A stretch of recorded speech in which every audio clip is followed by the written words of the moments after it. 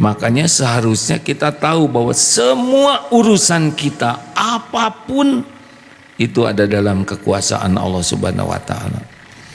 Saya ingin tenang, yang bisa menenangkan Allah. Wa ma bikum min ni'matin faminallah.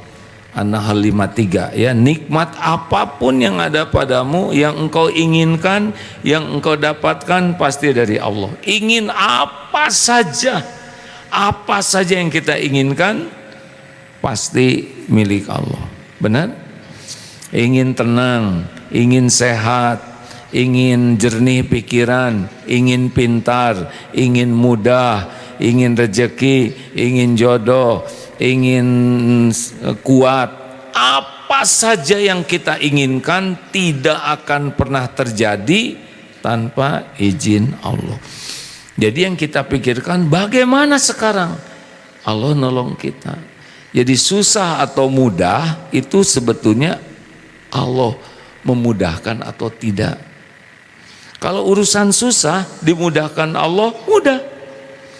Urusan mudah tidak ditolong Allah, susah. Makanya selalu ke Allah, penguasa kejadiannya. Bisa dipahami nih? Nah, jadi ingin apa saja harus langsung ingat, apa yang saya inginkan ini ada dalam kekuasaan Allah. Hanya bisa terjadi dengan izin Allah. Tidak mungkin terjadi tanpa izin Allah. Mudah dan susah itu Allah yang menentukan.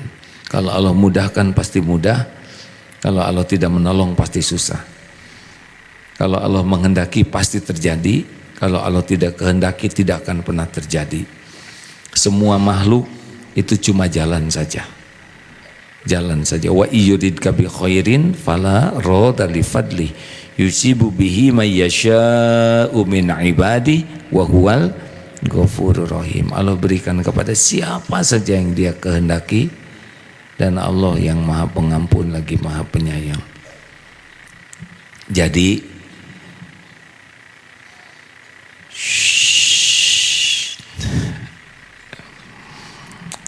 ya maaf ya para orang tua, beginilah ngajar santri. Sekarang subuhnya jam 4. Berarti bangunnya sudah jam berapa tadi? Jam 2. Terus tidur lagi ya. Bangun nak. Alhamdulillah ya, perjuangan. Lanjut.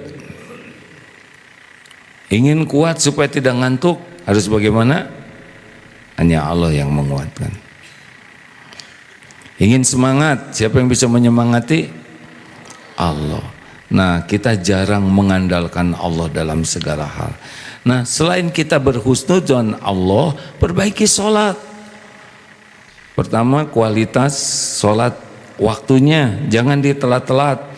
Yang kedua, kualitas persiapannya harus bagus, wudunya bagus. Usahakan cari tempat terbagus. Kualitas pelaksanaannya tu'maninah, tenang dilaksanakan tuh, jangan tergesa-gesa, jangan gercep. Kemudian kualitas ingat Allahnya ya, selama sholat itu diusahakan hadir terus Allah. Saya belum mengerti, sambil belajar begini caranya. Yakin Allah sedang melihat kita, yakin Allah mengetahui pikiran dan hati kita. Kita sedang menghadap kepada Allah, penguasa langit dan bumi yang menentukan segala-galanya. Mungkin bacaannya belum paham semuanya ya, tapi sambil membaca bacaan sholat dengan benar, sambil merasa Allah menatap kita, menyaksikan, itu juga sudah mendekati kehusuan. Yang paling enak adalah paham yang dibaca dan merasa sedang berbicara kepada Allah. Itu paling tinggi. Hati yakin Allah melihat, lalu kita bicara seperti yang sedang berbicara kepada Allah dan paham apa yang kita katakan. Tapi kalau belum sampai ke sana, kita bacaannya yakinilah kita sedang menghadap Allah. Contoh ketika sedang sujud ya, merasa kita tuh sedang betul-betul sedekat-dekatnya dengan Allah, kan begitu. Aqrabu ma yakunul 'abdu mir rabbih fahuwa sajid. Saat paling dekat seorang hamba dengan Tuhannya adalah ketika sedang sujud. Fa'aksiru du'a, maka perbanyaklah doa. Maka ketika sujud itu, inilah saat saya terdekat dengan Allah. Selain membaca doa-doa sujud, bacalah doa-doa yang lain. Astagfirullahaladzim, boleh, karena disuruh memperbanyak doa. Rabbighfirli wali walidayya warhamhuma kama rabbayani shaghira. Kalau ingin sehat, Allahumma afini fi badani, Allahumma afini fi fis samai, Allahumma afini fi basyari, Allahumma afini fi qalbi. Atau ingin takwa, Allahumma atin nufusa, Allahumma atin nafsi taqwaha wa zakkiha anta khairu man zakkaha. Itu lagi sujud. Kalau kita merasa Allah ini sedang mendengarkan, memperhatikan, dan sujud itu saat yang sangat paling berkualitas, itu fa'aksiru doa. Nanti tambah lagi kuantitasnya, artinya selain kualitas dibagusin, juga kuantitas, yaitu perbanyak sujud. Sujudnya dalam sholat, jangan ujuk-ujuk sujud, tapi sholat sunnah. Misal ya, mulai tahajud 2 tambah witir 3, qobla subuh. Kalau ke masjid tahiyatul masjid, itu sudah sholat. Qobla subuh, sesudah subuh tunggu sampai syuruk, sholat isyraq ya, kemudian nanti duha. Kalau kita banyak sholat, kapan kerjanya? Yang fardu disegerakan, kalau memang ada waktu ditambah yang sunnah. Makanya jaga wudhu, ada kesempatan dikit sholat, karena itu yang akan banyak menolong kita. Bukan kepinteran, bukan kekuatan. Kita pintar dibikin lupa. Kita kuat bikin sakit. Kita punya relasi dibikin enak, relasi ke kita enak. Tidak ada yang bisa menolong. Dan sholat itu wasta'inu bis-sabri was-shalah. Makanya adik-adik kalau seneng sholat itu udah rezeki besar. Ciri orang yang dekat dengan Allah mesti seneng sujud. Karena kalau ingin tahu derajat seseorang di sisi Allah seperti apa nih, kalau Allah dekat dengan seseorang, mesti dia orang itu sering sujud. Orang yang jauh dari Allah malas sujud. Kenapa? Karena saat terdekat seorang hamba dengan Allah adalah saat sujud. Allah senang, ini Allah ingat terus nih ke hamba ini. Apa yang terjadi? Pasti hamba itu senang zikir. Karena fadkuruni adkurkum. Kalau ingin tahu ini seorang hamba nih kedudukannya di sisi Allah seperti apa, kalau dia terus zikir terus dengan benar dan niatnya benar, itu ciri Allah sedang mengingat dia. Kalau orang senang sekali sholat sujud dengan tanpa mengabaikan kewajiban lain, berarti dia dekat dengan Allah. Orang itu senang baca Quran dengan ikhlas, berarti Allah sedang berbicara ke dia, Allah mengingat dia. Kemudian orang itu senang sekali munajat, ya Allah. Itu ciri-ciri Allah akan mengabulkan doanya. Orang itu senang sekali nolong orang, nolong. Ini ciri-ciri Allah akan menolong dirinya. Wallahu fi aunil abdi makanal abdu fi auni akhi. Allah senantiasa akan menolong orang yang senang menolong. Nah, makanya kalau kita ingin ditolong Allah, perbaiki sholat. Kemudian kalau kita ingin ditolong oleh Allah, mulai sedekah. Jadi jangan langsung besar, sedikit-sedikit saja, tapi sering. Punya makanan bagi, punya pulpen teman pinjemin. Apa aja yang kecil-kecil, mulai senang berbagi. Nanti Allah yang meningkatkan kemampuan kita. Karena kalau sekali ngasih besar, pas ada perlu kita nggak ada, jadi kapok. Tadi salah sih pakai disedekahin. Bertahap saja. Terus dikit-dikit kasih. Nanti punya roti 1 bagi 2, ternyata temennya ada 2, kasihin dua-duanya. Kita nggak kebagian dong. Kata siapa nggak kebagian? Kita kebagian kemuliaan. Sudah jadi jalan rezeki. Memang rotinya kita nggak kebagian. Allah lihat tidak? Suka tidak? Itu ada waktunya nanti. Yang beruntung, yang kepilih jadi jalan bagi yang lain.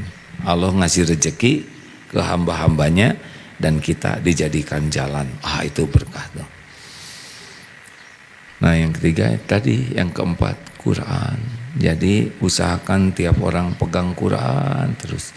HP juga Quran. Nah biasanya HP itu malas baca Quran kalau kebanyakan melihat sia-sia di HP. Apalagi kalau HP-nya kebanyakan lihat maksiat, jadi makin malas baca Quran. Tapi kalau HP-nya sering pakai baca Quran atau melihat ilmu yang manfaat, ini kan hukumnya mubah nih. Ini jadi dosa atau jadi pahala tergantung apa yang kita lihat. Qadarullah kita ada di zaman tiap orang punya Quran sekarang. Tapi kenapa berat baca Quran di HP? Karena sering lihat maksiat di HP, sering lihat sia-sia.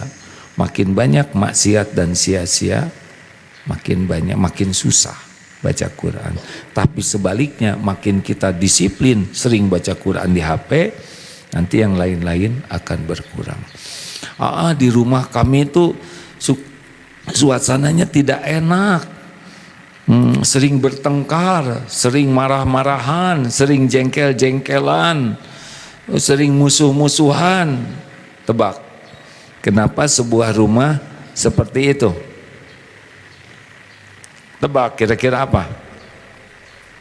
Nah, rumah itu kurang zikirnya, kurang sholat sunnahnya, kurang baca Qurannya.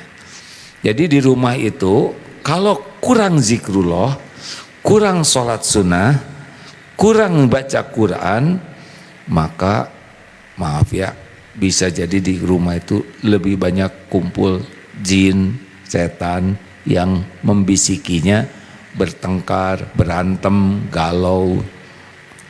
Itulah sebabnya kalau orang membaca surat Al-Baqarah dengan ikhlas, maka di rumah itu jin pergi, setan tidak akan mendekat, sihir tidak mempan. Ada Ustaz? Ustaz akan membacakan. Tolong Ustaz. Bismillahirrahmanirrahim.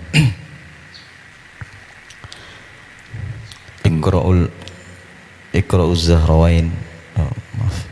Inna likulli syai'in sanaman wa sanamul Qur'ani suratul Baqarah wa fihi ayatun sayyidatu ayyil Qur'ani ayatul kursi la tuqra'u fi baiti wa fihi syaitanun illa kharaja. Segala sesuatu memiliki bongkol dan bongkol Al-Quran adalah surat Al-Baqarah. Di dalamnya terdapat sebuah ayat yang menjadi tuannya, yaitu ayat-ayat Al-Quran, yakni ayat kursi. Tidaklah ayat itu dibaca di suatu rumah yang di dalamnya terdapat setan, kecuali setan akan keluar dari rumahnya.